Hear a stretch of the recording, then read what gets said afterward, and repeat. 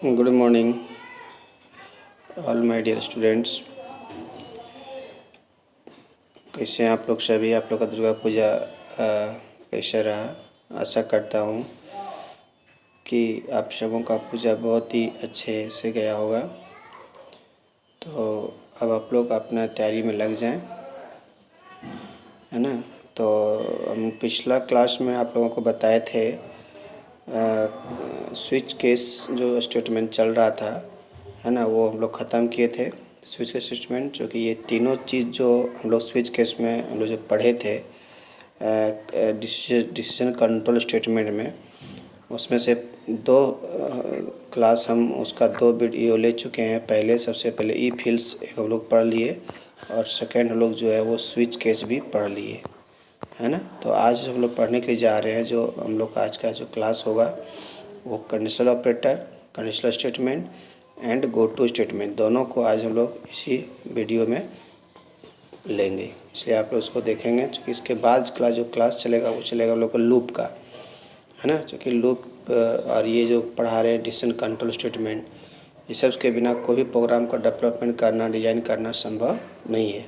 तो ये सब सारा, उसके बाद लास्ट में कुछ क्वेश्चन जो लोग करेंगे, तो ये बहुत ही इंपॉर्टेंट है। इस टाइप का क्वेश्चन किस तरह से एग्ज़ाम देता है वो भी हम आप लोगों को बताएंगे, ठीक है। तो जो मेरा पिछला वीडियो को नहीं देखे हैं ई फिल्स का, स्विच केस का, उसको आप जा कर के बाद चैनल में जाकर आप देख लें, तभी आपको और आगे का समझ में अच्छा से आएगा, ठीक है। तो चलते हैं, हम लोग स्टार्ट करते हैं कि कंडीशनल स्टेटमेंट। देखो, ये कंडीशनल स्टेटमेंट जो हम पढ़ाए थे, आप लोग कंडीशनल ऑपरेटर के बारे में जो पढ़ाए थे, जो कि कंडीशनल जो ऑपरेटर जो होता है एक प्रकार का हम लोग का टर्नरी ऑपरेटर के नाम से हम लोग उसको जानते हैं, टर्नरी ऑपरेटर। चूँकि वैसा ऑपरेटर जो एक बार में दो ऑपरेंड को लेता हो काम करने, तीन ऑपरेंड को लेता हो काम करने के लिए, उस तरह के ऑपरेटर को हम लोग क्या बोलते हैं? कंडीशनल ऑपरेटर बोलते हैं। इसमें से जो आता है हम लोग का एक क्वेश्चन मार्क और एक कॉलोन, ये इसका सिंबल है, ठीक है। तो एक तरह से ये जो कंडीशनल जो स्टेटमेंट है हम लोग का, वो देखो यहाँ लिखा दिए हैं कि it is the alternative form of if ills statement. ये जो है इफ़ इल्स का ही दूसरा रूप है, ठीक है। इफ़ इल्स का ही जो दूसरा जो रूप है हम लोग का, उसका नाम है कंडीशनल स्टेटमेंट, ठीक है। ये कहता है it also check a condition, ये भी एक कंडीशन को चेक करता है, लाइक इफ इल्स के जैसा, and return either true statement और फॉल्स स्टेटमेंट। और ये भी रिटर्न करेगा तो ट्रू पार्ट तो फॉल्स पार्ट। याद करें, हम लोग जब लोग पढ़ रहे थे इफ इल्स के बारे में, तो हम लोग वहाँ बताए थे कि इफ़ के अंदर यहाँ इसका ब्रैकेट में लोग क्या देते हैं? कंडीशन सेट करते हैं। अगर ये कंडीशन ट्रू हुआ तो ट्रू स्टेटमेंट जो लोग यहाँ पर लिखते थे, और नहीं तो अगर ये कंडीशन फॉल्स हुआ तो इल्स के बाद लोग कहाँ पर देते थे? यहाँ पर फॉल्स, यहाँ लिखते लोग फॉल्स स्टेटमेंट, ठीक है। और इस प्रकार से एक कंडीशन पहले टेस्ट होगा, कंडीशन अगर ट्रू मिलेगा तो यहाँ आएगा, कंडीशन फॉल्स मिलेगा तो यहाँ आएगा। तो उसी प्रकार से कंडीशनल स्टेटमेंट भी क्या करता है? किसी कंडीशन को टेस्ट करता है, जांच करता है, ठीक है, और उसको बताता है कि कौन सा क्या गलत, क्या सही को प्रिंट करना है और क्या गलत को लोग को प्रिंट करना है, ठीक है। तो इसमें और इफ इल्स में फ़र्क क्या, डिफरेंस क्या है कि दोनों के बीच में? तो सिंपल सा बात है, इफ़ इल्स और कंडीशनल जो स्टेटमेंट है हम लोग का, दोनों के बीच में यही डिफरेंसेस है कि कंडीशनल का यूज लोग सब सिंपल, कहीं एक दो वेरिएबल को लेकर के चेक करना हो, डिसीजन लेना हो कि क्या गलत है क्या सही है, उस केस में क्या करेंगे हम लोग? कंडीशनल को चेक करेंगे। और अगर लंबा हो, 4-5 स्टेटमेंट को हमको प्रिंट करना हो after decision, then we use if else statement. माने लार्ज स्केल्स में अगर इस यूज़ करना हो तो फिर हम लोग जो है कंडीशनल्स में टाइपिंग करना, सब कोडिंग करना थोड़ा सा हम लोग के लिए क्या होता है? मुश्किल होता है, ठीक है। लेकिन वही जो है ई फिल से करना, ये सब क्या होता है? आसान होता है, ठीक है। तो इसलिए देखो यहाँ लिखवा दिए हैं, it is also called ternary operator, ठीक है। तो इसका सिंटेक्स क्या है कि सबसे पहले यहाँ पर देते हैं कंडीशन, उसके बाद यहाँ एक ही लाइन में ट्रू पार्ट और फॉल्स पार्ट। वही फिल्स में क्या था कि पहला जो लाइन था उसमें लोग पहले कंडीशन दिए, यहाँ पर ये हो गया हम लोग का कंडीशन हो गया, है ना। उसके बाद ट्रू पार्ट यहाँ पर दिए, ट्रू पार्ट यहाँ पर लोग लिख दिए, फिर सेमीकोलन, फिर इल्स में हम लोग जब गए तो यहाँ पर लिख दिया लोग क्या, फॉल्स पार्ट। तो यहाँ पर क्या होता है कि तीनों जो जो लाइन होता है अलग अलग जगह होता है। कंडीशन यहाँ होता है, ट्रू पार्ट यहाँ होता है, फॉल्स पार्ट यहाँ होता है। तो जो काम हम ई फील्ड्स में 4 लाइन में कर रहे थे वो कहता है एक कंडीशन में, क्योंकि एक ही लाइन में सारा काम लोग का हो जाएगा। ठीक है, तो देखते हैं इसका एग्जाम्पल किस प्रकार से कंडीशन को चेक करता है। सबसे पहले देखो एक वेरिएबल ले लिया, यहाँ पर आई और जे और मैक्स नाम का वेरिएबल है। आई का वैल्यू पहले से 10 ले लिए, जे का वैल्यू 20 है। अब यहाँ पर चेक किए कि आई ग्रेटर देन जे। अगर आई वो कंडीशन हो गया तो हमें पता है कि ये जो है वो कौन सा है, रिलेशनल ऑपरेटर। रिलेशनल ऑपरेटर जब भी आउटपुट देता है तो 0 और 1 के रूप में। तो अगर ये कंडीशन अगर ट्रू होगा तो क्वेश्चन मार्क के बगल में जो कुछ लिखा हुआ रहेगा यहाँ पर उसको क्या करेगा, वो रन करेगा। अगर ये कंडीशन यहाँ से फॉल्स होता है तो इसका जो फॉल्स पार्ट होता है ये जे, तो यहाँ पर चला जाएगा वो। ठीक है, तो अभी आई का मान 10 है, यहाँ पर आई का मान 10 को पुट कर देंगे और जे का मान 20 यहाँ पुट कर देंगे। तो क्या 10 ग्रेटर देन है 20 से, नहीं, कंडीशन फॉल्स हो गया, मतलब ये रिटर्न क्या किया, 0। और 0 होगा तो कहाँ आएगा, वो इसके पास आ जाएगा। तो जे का मान है कितना, 20, वो 20 यहाँ से उठेगा और क्या करेगा, चल जाएगा कहाँ पर, मैक्स नाम का जो वेरिएबल यहाँ पर लिखे हुए उसमें आ जाएगा वो। ठीक है, इस प्रकार से एक कंडीशन अगर ट्रू है तो यहाँ पर जाता है, वो कंडीशन फॉल्स होगा यहाँ पर आ गया, इसको कहाँ रख दिया लोग, मैक्स में। अब वही क्या क्या maximum number equal to max print करके दिखा दिए। अब यहाँ क्वेश्चन देखो दिए हुए, convert above C++ code into E fields. Exam में भी क्या करेगा आप लोग को, इस प्रकार से लिख देगा, कोडिंग इसका कर देगा, बोल देगा कि नहीं सो ये कंडीशनल में है इसको ई फील्ड्स में कन्वर्ट कर दे, या अगर ई फील्ड्स में है तो कंडीशनल में कन्वर्ट कर दे। ठीक है, तो मेन जो हम लोग जब चेंज इसको करेंगे ई फील्ड्स में, तो देखो ये फर्स्ट लाइन और सेकंड लाइन में एज इट इज जो करते हुए रहेगा, इसमें कोई चेंजिंग हम लोग नहीं करेंगे। मेन जो काम है ये है, क्योंकि यही स्टेटमेंट है कंडीशनल का। ठीक है, बाकी बात एक ये लाइन और ये लाइन एज इट इज जो करते हम लोग रखेंगे, इसमें कोई हम लोग चेंजिंग कोई बदलाव इसमें लोग नहीं करेंगे, क्योंकि ये तो प्रिंट का स्टेटमेंट है, ये तो डिक्लेरेशन हो गया, ये इनिशियलाइजेशन हो गया। तो हर प्रोग्राम में चाहे वो हम कंडीशनल से बनावें, स्विच से बनावें, चाहे किसी और से अगर बनावें, लेकिन ये जो वेरिएबल का डिक्लेरेशन है, वेरिएबल का इनिशियलाइजेशन है और ये प्रिंट स्टेटमेंट तो करना ही पड़ेगा। ये तो ये हो गया मेन प्रोसेस हो गया। तो इसी में हम लोग क्या करेंगे, बदलाव करेंगे। तो देखो कैसे बदलाव किए हैं। सबसे पहले क्या किए कि ये जो ऊपर का जो लाइन था, देखो अभी क्या बताया, ऊपर का जो लाइन है ये और ये दोनों तो बिल्कुल देखो यहाँ पर सेम है, इसमें कोई बदलाव नहीं किए हम लोग। ठीक है, सेकंड जो है था हम लोग का, वो यहाँ पर हम चेक किए अगर इफ में ये कंडीशन पार्ट हो गया, ये ट्रू पार्ट और ये फॉल्स पार्ट। अगर कंडीशन ट्रू हुआ तो आई का मान कहाँ जा रहा है, मैक्स में। नहीं, यदि कंडीशन ये फॉल्स हो गया तो जे का मान कहाँ जाएगा, मैक्स में। उसके बाद यहाँ प्रिंट कर देंगे C out maximum number equal to max. तो जो लाइन यहाँ लिखे हुए थे ये लाइन पढ़ो और ये लाइन पढ़ो, देखो बिल्कुल सेम लाइन है। तो बदलाव जो सिर्फ हुआ वो इसको हम क्या किए, चेंज कर दिए, यहाँ पर इसमें चेंज कर दिए, देखो ये वाला पार्ट। ठीक है, इस प्रकार से हम लोग ई फील्ड्स को कंडीशनल को ई फील्ड्स में लोग क्या कन्वर्ट करके रख सकते हैं। ठीक है, तो इस प्रकार से जो है हम लोग का, इस प्रकार से जो है इसी हो गया हम लोग का। अब इस टाइप का क्वेश्चन हम जब देंगे तो आप लोग सोल्यूशन करके हमको बताइएगा इसको। अब आगे आता है गो टू स्टेटमेंट, कि गो टू स्टेटमेंट क्या होता है। और गो टू स्टेटमेंट जो है इसका भी काम होता है डिसीजन को लेना, लेकिन ये अलग ढंग से लेता है, इसमें कंडीशन इसको नहीं चाहिए, इसलिए इसको बोला गया है कि एक जंप जो है it is use to jump unconditionally, it is use to jump unconditionally to anywhere in the program. देखो गो टू यही एक ऐसा स्टेटमेंट है, कंडीशनल स्टेटमेंट है जो कहता है कंडीशन हमको नहीं चाहिए।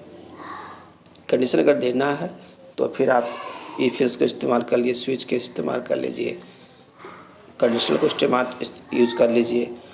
ये कहता है हम तो जंप करेंगे लेकिन अनकंडीशनली, बिना कंडीशन का कहीं पर भी एक प्रोग्राम के अंदर कहीं भी जंप करना हो तो लोग गो टू स्टेटमेंट का यूज़ कर सकते हैं। तो इसके लिए क्या है कि बोलता है कि for it we must define a label, इसके लिए आपको ज़रूरी है कि आपको लेबल डिफाइन करना पड़ेगा to jump on that location. किसी खास लोकेशन में अगर जंप करना हो तो हर हाल में हमें go to statement label define करना पड़ेगा। या लेबल हमको डिफाइन करता है डेस्टिनेशन, याद रखेंगे। जो लेबल हम लोग डिफाइन करते हैं यहाँ पर, इसी को हम लोग क्या कहते हैं, डेस्टिनेशन, कि आपको जाना कहाँ पर है, डेस्टिनेशन। ठीक है।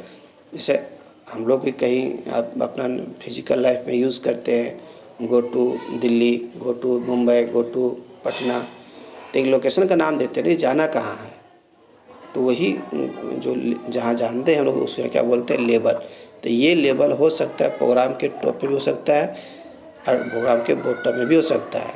ये निर्भर करता है हम लोग के ऊपर कि कहाँ हम लोग को देना है इसको। ठीक है, वही कहते हैं यहाँ पर लिख, हम देखो स्पष्ट लिखवा दिए हैं कि the label can be appear, label जो एपियर हो सकता है एट वन प्लेस, लेकिन जहाँ भी एक ही जगह रहेगा, चाहे तो टॉप में दे दो चाहे लो बॉटम में दे दो, लेकिन जहाँ भी एक जगह रहेगा आइदर टॉप और bottom from the go to statement. ऐसा नहीं कि ऊपर भी होगा नीचे भी होगा, दो जगह मल्टीपल प्लेस पर हम जो है लेवल को डिफाइन नहीं कर सकते हैं। जो होगा हम लोग का वो अलग एक ही जगह होगा जहाँ भी होगा। ठीक है, तो इसका देखते हैं हम लोग सिंटेक्स किस प्रकार से गो टू स्टेटमेंट का लोग यूज़ करते हैं। देखो इसी गो टू स्टेटमेंट का हम लोग यूज़ करके जो जैसे आप लोग मोबाइल में पासवर्ड डालते हैं और पासवर्ड बोलता है गलत है तो रॉन्ग, अगर हम लोग अगर टाइप करते हैं कीपैड से तो तुरंत बोलता है प्लीज इंटर वैलिड पासवर्ड। तो ये सब जो प्रोग्रामिंग करके रखा है वैज्ञानिकों ने, कोडिंग करके जो रखा है, उसमें जो है हर हाल में लोग इसी का यूज़ करते हैं, गो टू स्टेटमेंट का। ठीक है, तो इस प्रकार से जो है हम लोग का ये जो है तो ये गो टू स्टेटमेंट। तो इसका सिंटेक्स में देखो क्या किए, लेबल को हम ऊपर में डिफाइन किए हैं, है ना, लेबल जो हम क्या किए हैं ऊपर में डिफाइन किए हैं। उसके बाद स्टेटमेंट 1, स्टेटमेंट 2, स्टेटमेंट 3, जितना टाइप करा रहेगा कोडिंग करना पड़ेगा, यहाँ कोड को टाइपिंग कर दिए और नीचे दिए गो टू लेबल। मतलब देखो एक्चुअली में क्या है कि जब कोई बुक वगैरह हम लोग पढ़ते हैं अपने घर में, जो किसी तरह का बुक को पढ़ते हैं तो लाइन बाय लाइन पढ़ते हैं, लाइन पढ़ते पढ़ते कुछ ऐसा यहाँ मार्क आ गया कि किसी चीज़ के बारे में जानने के लिए बोलता है ना, गो टू इंडेक्स या तो गो टू पेज नंबर 30 बोलता है ना, तो हम क्या करते हैं यहाँ से सीधे जंप करते हैं वो पेज नंबर 30, वहाँ इसके बारे में लोग पढ़ लेते हैं, फिर वहाँ से बैक होते हैं यहाँ पर। वही काम ये करता है, ये जंप करता है किसी खास लोकेशन में। तो जैसे कि नियम कहता है ऊपर से हम नीचे आ रहे थे पढ़ते पढ़ते हमें मिल गया गो टू लेवल, तो तुरंत हम ऊपर चला जाएंगे। या अगर इस लेवल को उठाकर अगर नीचे रख दिए रहते तो यहाँ पर नीचे आते, यहाँ बीच में जितना लाइन रहता है उसको हम लोग गैप कर छोड़ देते, स्किप करके आगे बढ़ जाते। तो इस प्रकार से जो है गो टू का जो यूज लोग करते हैं अलग अलग। अब आता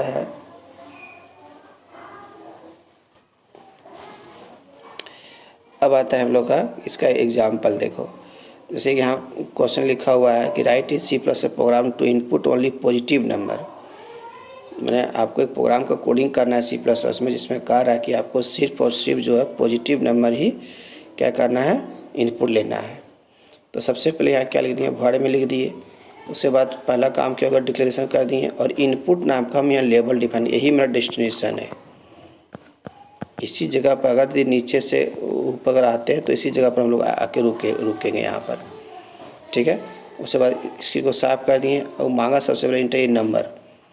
जैसे इसको रन कराएंगे सिस्टम में तो हमको मांगे इंटर नंबर, जैसे हम नंबर देंगे, सपोज कि नंबर दे दिया -10 दिए, तो n इक्वल टू मेरा कितना हो गया -10। ये -10 लेकर क्या करेगा, वो आएगा सबसे पहले इस जगह पर, यहाँ पर। जैसे हम n का मान दिए कितना -10, यहाँ आगे इफ़ में आ गया, तो हम इफ़ का यूज़ किए, यहाँ गो टू इस्तेमाल नहीं किए हैं।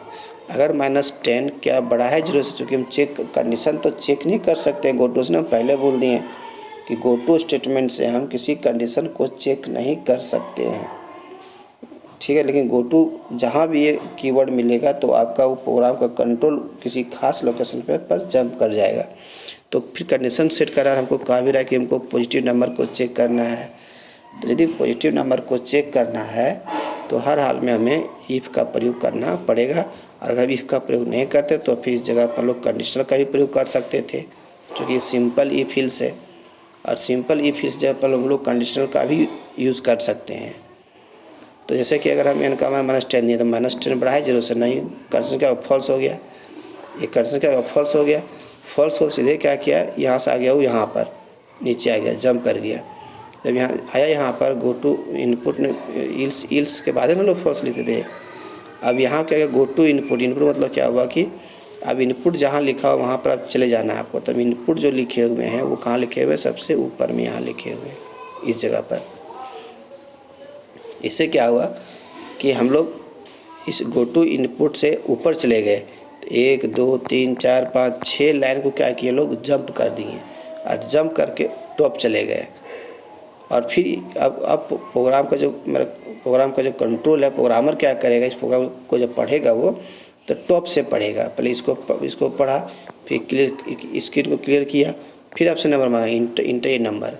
फिर आपने क्या किया मिस्टेक से या दे दिए माइनस, यहाँ दे दिए माइनस लोग -5, तो -5 ही यहाँ पर आ गया। क्या -5 बढ़ाए 0 से, नहीं। फिर कंडीशन फॉल्स हो गया, तब फॉल्स को कहाँ जाएगा, फिर यहाँ पर आएगा गो टू इनपुट, इस प्रकार से ऊपर जाएगा। फिर जब हम इनपुट मांगा हमसे, हम दे दिए मान लो यहाँ पर 15, तब 15 क्या बढ़ाए 0 से, हाँ है, तब बोल दिए नंबर इज वैलिड। नहीं, इस लाइन को तो पढ़ेगा लेकिन कब, जब कंडीशन ये ट्रू होगा तो फिर गो टू पास नहीं जाएगा वो। इसी प्रकार जब लोग पासवर्ड सेट करते हैं, वो जब लोग जो प्रोग्रामर कोडिंग किया है पासवर्ड के लिए वैसा ही कोडिंग किया। देखो इस तरह से इफ चेक किया कि जो ओल्ड पासवर्ड जो आप देख रखे थे सिस्टम में, ओल्ड पासवर्ड इक्वल टू क्या न्यू पासवर्ड जो अभी आप दिए लॉगिन करने के समय ये सही है। अगर सही हो तो बोल देगा कि योर लॉगिन सक्सेसफुल, और नहीं तो इल्स में जाएंगे, यहाँ बोल देगा कि please inter your password again. इस प्रकार से बार बार वो आपसे मांगता था। ये सब गो टू के माध्यम से जो सॉफ्टवेयर डेवलपर सॉफ्टवेयर डिजाइनर जो होता है वो गो टू स्टेटमेंट के थ्रू से क्या किया कोडिंग करके रखा है।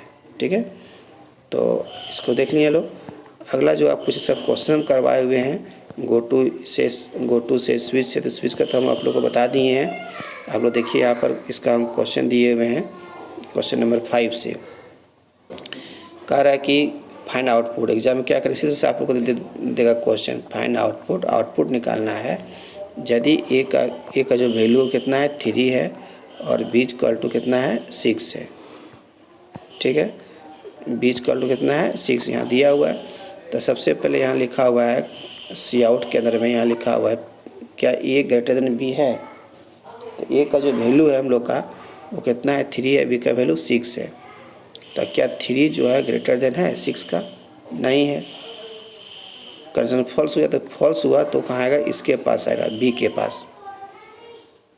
जब बी के पास आएगा तो बी का वैल्यू है कितना, यहाँ पर 6 है, इसलिए इसका आंसर क्या होगा हम लोग का, ये 6 प्रिंट करेगा।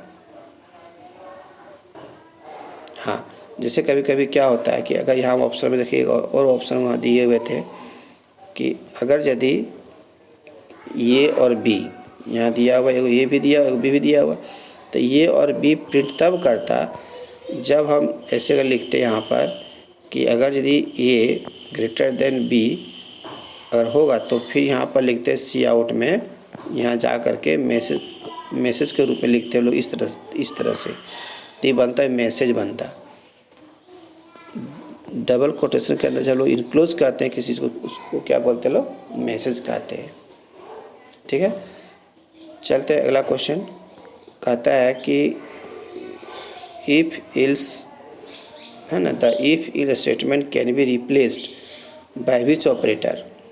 इफ इल्स जो ऑपरेटर जो है हम लोग का उसको हम रिप्लेस कर सकते हैं किसके थ्रू से, रिलेशनल, कंडीशनल, लॉजिकल असाइनमेंट, है ना।